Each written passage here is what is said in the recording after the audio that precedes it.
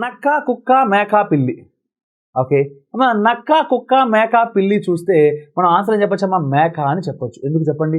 నక్క అనేది మాంసాహారి, కుక్క అనేది మాంసాహారి, పిల్లి మాంసాహారి, మేక మాత్రం శాకాహారి. సో ఆన్సర్ ఏంటమ్మా? మేక అని చెప్పొచ్చు. అయితే ఇందులో కొంతమందికి ఒక డౌట్ వచ్చింది ఏంటంటే, సార్ నాకు వేరే డౌట్ సార్, కుక్క, మేక, పిల్లి అనేవి మనం ఇళ్లల్లో పెంచుకునే పెంపుడు జంతువు, వైల్డ్ యానిమల్ కావు. నక్క వైల్డ్ యానిమల్, అవునా కాదా? కాబట్టి చాలామంది సార్ నక్క ఎందుకు ఆన్సర్ చెప్పకూడదు అని ఆలోచిస్తూ ఉంటారు.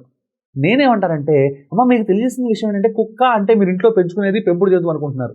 ఇందాక నేను మీకు అద్భుతమైన పాయింట్ చెప్పా. తోడేలు, హైనాస్ ఇవి కూడా మనకి కుక్కల జాతే. అంటే అవి ఇళ్లలో పెంచుకుంటారా హైనాని? చెప్పా, 2-3 హైనాలు పక్క పక్కన ఉంటే పులైనా సింహమైనా భయపడాల్సిందే. అలాంటి హైనాని ఇంట్లో పెంచుకుంటావా? అరసెకల్లో నేను లేపు తినేసుద్దాం, అవునా కాదా? కాబట్టి అది వర్కౌట్ అవ్వదు.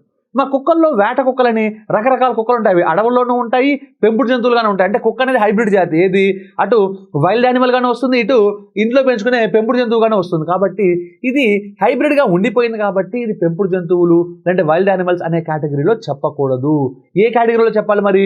సో ఈ ముగ్గురు మాంసాహారులు, వీడొకడు శాకాహారి. కాబట్టి ఆ గ్రూప్లో వీడు ఫిట్ అవ్వట్లా. మేక చాలా మంచోడు, శాకాహారం అంటే చాలా మంచిది, అవునా కాదా? కానీ వాడు దాంట్లో ఫిట్ అవ్వట్లేదు. ఓకేనా?